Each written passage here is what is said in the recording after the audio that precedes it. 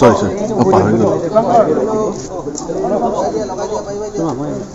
তো পিছফালে চবৰ ফ্ৰেণ্ড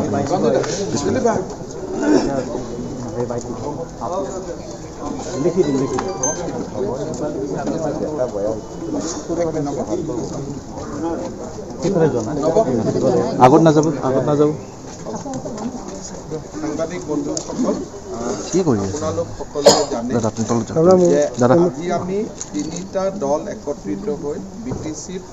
নতুন পৰিষদখন গঠন কৰিবলৈ আগবাঢ়িছোঁ ভাৰতীয় জনতা পাৰ্টি UPPL আৰু আমাৰ গণ সুৰক্ষা পাৰ্টি এই তিনিওটা পাৰ্টিৰে ৰাজ্যিক সভাপতি আমাৰ মাজত উপস্থিত আছে ইতিমধ্যে এই তিনিওটা দলে যৌথভাৱে বিটিচিৰ নতুন পৰিষদৰ বাবে প্ৰমোদ বড়ো ডাঙৰীয়াক নেতা হিচাপে নিৰ্বাচন কৰিছে এই সম্পৰ্কত আমাৰ তিনিওগৰাকী সভাপতি আপোনালোকৰ আগত অলপ কৰি প্ৰাৰম্ভিক হ'ব তাৰ পিছত আপোনালোকে যাক যেনেকৈ প্ৰশ্ন সুধিব খোজে আপোনালোকে সুধিব পাৰিব মই ৰঞ্জিত দাস ডাঙৰীয়াক অনুৰোধ কৰিম সাংবাদিকসকলক সংবোধন কৰাৰ বাবে সাংবাদিক বন্ধুসকল বিটিচি অঞ্চলৰ ৩৫ লাখ জনসাধাৰণে যি পৰিৱৰ্তন বিচাৰিছিলে আৰু সেই পৰিৱৰ্তন ৰাইজে বিচৰা ধৰণে আমি পৰিৱৰ্তন ইতিমধ্যে পাইছোঁ আৰু এই পৰিৱৰ্তনৰ মেণ্ডেট পোৱাৰ পিছত ভাৰতীয় জনতা পাৰ্টি UPPL আৰু গণ সুৰক্ষা পাৰ্টীয়ে একত্ৰিতভাৱে আগন্তুক দিনত কাউন্সিল গঠন কৰি পেলাই যাতে গুড গভৰ্ণমেণ্ট যাতে আমি কৰিব পাৰোঁ তাৰ কাৰণে ইতিমধ্যে আমি প্ৰচেষ্টা হাতত লৈছোঁ আৰু তিনিওটা দলৰ পৰিষদীয় সদস্যসকলে প্ৰমোদ বড়ো ডাঙৰীয়াক নেতা হিচাপে আজি স্বীকৃতি দিছে মই আশা ৰাখিছোঁ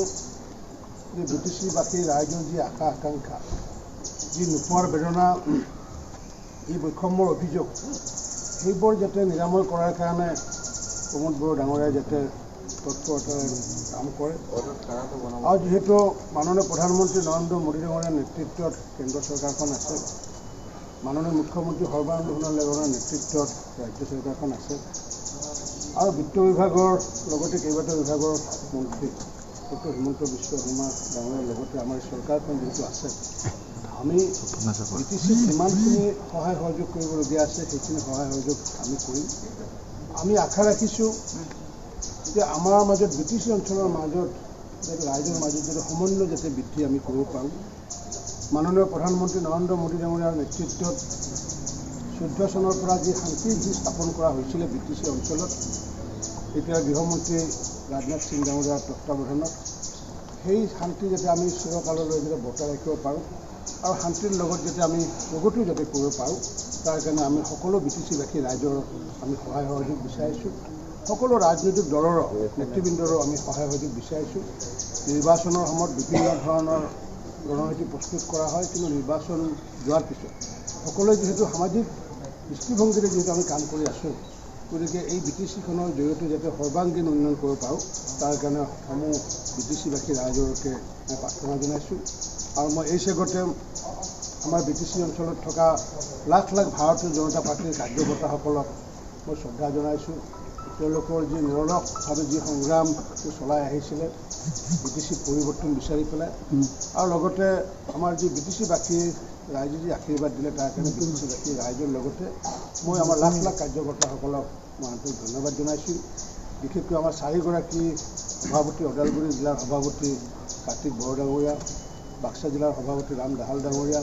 চিৰাঙৰ সভাপতি বিপ্লৱ দেৱনাথ ডাঙৰীয়া কোকৰাঝাৰৰ সভাপতি বিকুতি বৰগোহাঁই ডাঙৰীয়াক মই আন্তৰিক ধন্যবাদ জনাইছোঁ আৰু এই ক্ষেত্ৰত আমাৰ সফলতা অৰ্জন কৰাৰ ক্ষেত্ৰত বিশেষকৈ ভাৰতীয় জনতা পাৰ্টীৰ যি নটা যি আমি আসন পালোঁ পূৰ্বতে আমাৰ এটা আসন আছিলে যদিও আমি ভোট আমি যোৱাবাৰ বহুকেইটা সমষ্টিত ভোট পাইছিলোঁ উদাহৰণস্বৰূপে বনৰগাঁৱত 5,500 ভোট পাইছিলোঁ আমি দেৱৰগাঁৱত 10,500 ভোট পাইছিলোঁ বাওসুংগীত আমি 7,500 ভোট পাইছিলোঁ তেনেকুৱাকৈ প্ৰত্যেকটো সমষ্টিতে আমি 5,000 7,000 ভোট পোৱাৰ পিছতো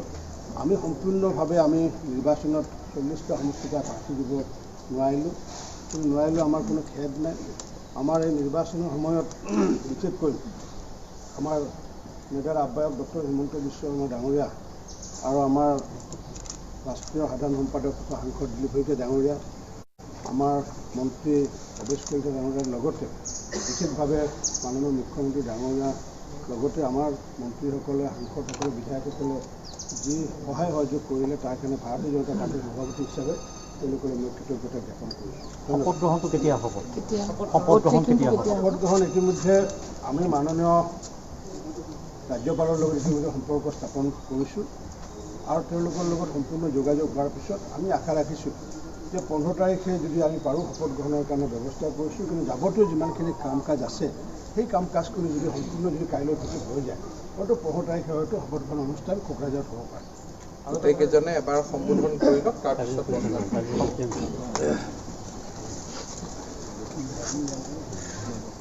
সামান্য সাংবাদিক বন্ধুসকল, ইতিমধ্যে আপোনালোকে গমে পাইছে আমাৰ নেতা আহ্বায়ক শৰ্মা ডাঙৰীয়াই যিখিনি কথা কৈছে। BTC নিৰ্বাচনৰ আগৰ পৰিস্থিতি সম্পূৰ্ণ বেলেগ আছিল আৰু এতিয়া পৰিস্থিতি সম্পূৰ্ণ বেলেগ হৈছে। বিগত সময়খিনিত আমি বেলেগে বেলেগে নিৰ্বাচন খেলিছিলোঁ আৰু আমিও গণৰক্ষা পাৰ্টি আশা কৰিছিলোঁ যে 34টা সমষ্টি কেণ্ডিডেট দি আমি এটলিষ্ট কিছু চিট পাম আৰু পৰৱৰ্তী দিনবিলাকত BTC বা BTRৰ জনসাধাৰণৰ কাৰণে আমি কিছু নিশ্চয় আমাৰ দায়িত্ব পালন কৰিব পাৰিম। যিয়েই নহওক নিৰ্বাচনত পৰিস্থিতি অলপ বেলেগ হৈছে। এই পৰিপ্ৰেক্ষিতত আমাৰ তিনিটা দলৰ মাজত যিখিনি আলোচনা বা সেই ভিত্তিত আমাৰ প্ৰমোদ বড়ো ডাঙৰীয়াক নেতৃত্ব আগত ৰাখি চৰকাৰ এখন হ'বলৈ গৈ আছে। মই আপোনালোকৰ লগতে সমূহ BTC বাকী ৰাইজৰ পৰা আশীৰ্বাদ বিচাৰিছোঁ আৰু সহযোগিতা, যাতে আমি BTCত এখন সুস্থ সবল আৰু উন্নতিৰ স্বাৰ্থত আৰু বিশেষকৈ সমন্বয়ৰ স্বাৰ্থত আমি চৰকাৰখন বনাব পাৰোঁ। কাৰণ আপোনালোকে সকলোৱে জানে বিগত সময়খিনিত বিশেষকৈ আন্দোলন আৰু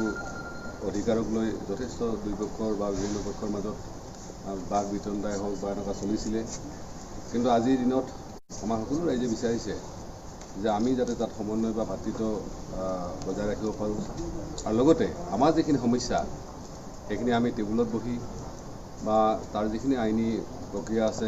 সেইখিনি লৈ যাতে আমি সমাধান কৰিব পাৰোঁ। সেইখিনি কথা ইতিমধ্যে আমাৰ মাজত আলোচনা হৈছে, চৰকাৰ পৰ্যায়ত নিশ্চয় আলোচনা হ'ব। আৰু আমাৰ যিখিনি মূল বিষয় আছিল সেই বিষয়বিলাক এতিয়াও এজেণ্ডাৰ ভিতৰতে আছে। আৰু লগতে আমাৰ গণৰক্ষা পাৰ্টিৰ সমূহ বিষয় বা কৰ্মী সদস্যক বা আমাৰ অৱৰক্ষা সমিতিৰ বিষয় বা কৰ্মী সদস্যক আমি অন্তৰৰ পৰা ধন্যবাদ শ্ৰদ্ধা জনাইছোঁ। অহাকালি আমাৰ সভা দিয়া হৈছে, তাত আমি বিতং আলোচনা কৰিম। তথা আপোনালোকক যদি জনাব বিচাৰিছোঁ যে আজিৰ যিটো পৰিস্থিতি, এই পৰিস্থিতিত আমি পিছলৈ নহয় আমি সন্মুখলৈ চাব বিচাৰিছোঁ। আৰু আমাৰ বিশ্বাস আছে প্ৰমোদ বড়ো ডাঙৰীয়াই হওক বা তেখেতসকলৰ লগত যিখিনি সতীৰ্থ বা আমাৰ বিজেপি যিখিনি সতীৰ্থ জয় হৈ আহিছে, আমাৰ মুখ্যমন্ত্ৰী ডাঙৰীয়া হিমন্ত শৰ্মা ডাঙৰীয়া বা আমাৰ ৰঞ্জিত দাস ডাঙৰীয়াৰ তত্ত্বাৱধানত বা পৰামৰ্শত যিহেতু কেন্দ্ৰীয় চৰকাৰ ৰাজ্য চৰকাৰ আছে, গতিকে BTC-বাসী ৰাইজে উন্নয়নৰ ক্ষেত্ৰত হওক বা তেওঁলোকৰ যিখিনি বিবাদিত যিখিনি বিষয় আছে সেইখিনি সমাধানৰ ক্ষেত্ৰত নিশ্চয় পৰামৰ্শ আৰু সহযোগিতা পাব, এইখিনি আমিও আশা ৰাখিছোঁ। আৰু মই আহি থকা দিনবিলাকত BTC যাতে আমি সকলোৱে মিলিজুলি ভাল এখন চৰকাৰ বনাব পাৰোঁ আৰু এখন ভালকৈ কাম কৰিব পাৰে, সেইটোৰ প্ৰতি আমি সদায় লক্ষ্য ৰাখিম। আৰু বিগত সময়খিনি আপোনালোকে জানে যে MP হিচাপে আমি বহুতখিনি কাম কৰাৰ সুযোগ পোৱা নাছিলোঁ, একমাত্ৰ পলিটিকেল বিজয়ৰ কাৰণে। আৰু সেইখিনি নিশ্চয় অৱসান ঘটিব। আমি ৰাইজৰ সেৱা কৰাৰ যিখিনি সুযোগ আমি এইখিনি নিশ্চিতভাৱে পাম। তাত প্ৰমোদ বড়ো ডাঙৰীয়াৰ লগতো আমাৰ কথা হৈছে যে দিল্লী হওক বা দিছপুৰ হওক যিখিনি সা সুবিধা আমাৰ BTC-লৈকে আহে সেইখিনি যাতে প্ৰকৃতাৰ্থত কাৰোবাৰ পেটত নোসোমাই যাতে ৰাইজৰ ওচৰলৈ যায়, সেইখিনি আশা কৰিম। আৰু পুনৰবাৰ মই আটাইলৈ আমাৰ আন্তৰিক অভিনন্দন কৃতজ্ঞতা যাচি মই মোৰ ক'বলগীয়া সামৰিছোঁ। ধন্যবাদ। প্ৰমোদ বড়ো ডাঙৰীয়া এতিয়া